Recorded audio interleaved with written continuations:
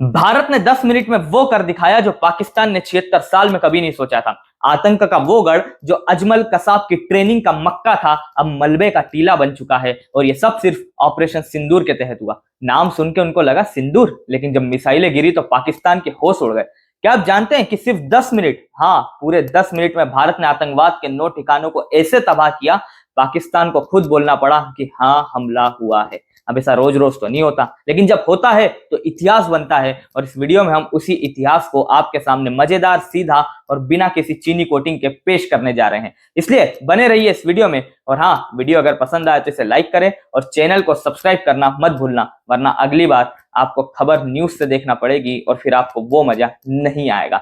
तो अब असली कहानी शुरू होती है ऑपरेशन सिंदूर से। इसका नाम जितना शांत और घरेलू लगता है, असल में यह मिशन पाकिस्तान और पीओके के अंदर आतंकवाद की रीढ़ तोड़ने के लिए चलाया गया था। 22 अप्रैल को जम्मू कश्मीर के पहलगाम में हुए एक कायराना आतंकी हमले में मासूम नागरिकों को निशाना बनाया गया। इस हमले में निर्दोष लोगों की जान गई और पूरे देश का गुस्सा फूट पड़ा। लेकिन इंडिया ने सिर्फ गुस्सा नहीं दिखाया, जवाब दिया, वो भी ऐसा कि पाकिस्तान की नींद उड़ गई। मंगलवार देर रात एक एक करके सिर्फ 10 मिनट में भारत ने 4 मिसाइल हमले किए। मुरीद के बहावलपुर, सियालकोट, मुजफ्फरबाद, इन शहरों में लश्कर तैयबा और जैश ए मोहम्मद जैसे संगठनों के अड्डे पूरी प्लानिंग के साथ उड़ाए गए। और ये सिर्फ कोई इंटेलिजेंस रिपोर्ट पर आधारित हवाई हमला नहीं था, ये बदला था। पहलगाम में मारे गए लोगों के लिए न्याय और आतंकियों को एक सीधा, बिना फिल्टर वाला जवाब कि अब अगर कुछ किया तो छोड़ेंगे नहीं। मुरीदगे में लश्कर का वो मरकज तैयबा जो 26/11 के गुनहगारों को ट्रेनिंग देता था, जहां अजमल कसाब जैसे लोग तैयार किए जाते थे, वहीं पर 2 मिसाइलें एक के बाद एक गिरी। पाकिस्तान के additional deputy commissioner Usman Jalees ने खुद कहा कि आधी रात के आसपास 2 मिसाइलें गिरी और कुछ मिनट बाद 2 और, कुल 4 धमाके हुए 10 मिनट के अंदर, और फिर 4 इमारतें जमीन चाटने लगी।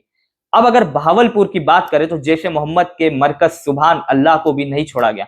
ये वही जगह थी जहां हर साल 1000 से ज्यादा छात्र कोर्स करते थे, और ये कोर्स किताबों का नहीं, बंदूक और बम का था। मजे की बात यह है कि भारत ने इतनी शुद्धता से हमला किया कि आम नागरिकों को नुकसान न हो। इमारतें ध्वस्त की, आतंकियों को उड़ाया, लेकिन बेगुनाहों को छुआ तक नहीं।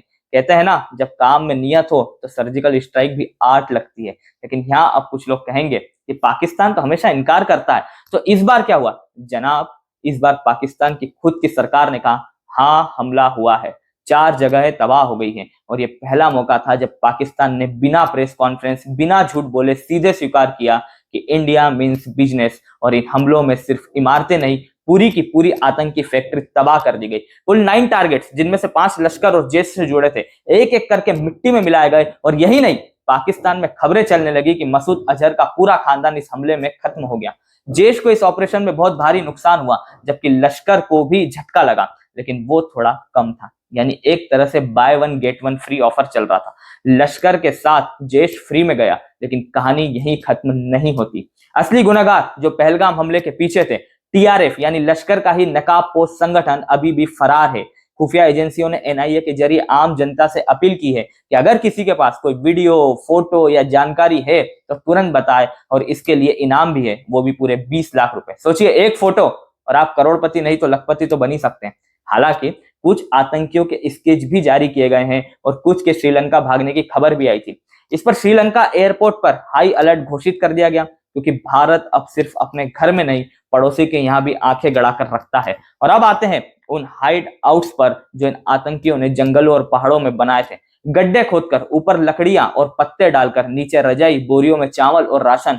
भाई, इतने इंतजाम तो हम लोग ट्रेकिंग पर भी नहीं करते हैं। ये लोग जैसे जंगल में 5 स्टार होटल खोलने की प्लानिंग कर रहे थे, लेकिन हमारी सेना, सीआरपीएफ और जम्मू कश्मीर पुलिस ने एक एक को खोज कर ध्वस्त कर दिया। अब सवाल यह है कि क्या ये अंत है? नहीं, असली अंत तब होगा जब पहलगाम के सभी दोषी पकड़े जाएंगे। लेकिन ऑपरेशन सिंदूर ने एक बात पूरी दुनिया को समझा दी, भारत अब सहन नहीं करेगा। अब अगर कोई हमारे देश को छेड़ेगा तो जवाब सीधा और भयानक होगा। दोस्तों, अगर आपको लगता है कि भारत का ये जवाब बिल्कुल सही था तो इस वीडियो को अभी लाइक करें, शेयर करें और नीचे कमेंट में लिखें #सिंदूर का बदला। और अगर आप चाहते हो कि हम ऐसे और वीडियोस लाएं जिसमें हर खबर सिर्फ सुनाई नहीं, समझाई भी जाए, तो सब्सक्राइब जरूर करना, क्योंकि अगली बार जब कोई पूछेगा क्या भारत बस सहता रहता है, तो आप इस वीडियो का लिंक भेजकर बोलोगे, देख ले ये है न्यू इंडिया। एक नई वीडियो के साथ आप सभी से जल्द मुलाकात होगी। धन्यवाद। जय हिंद।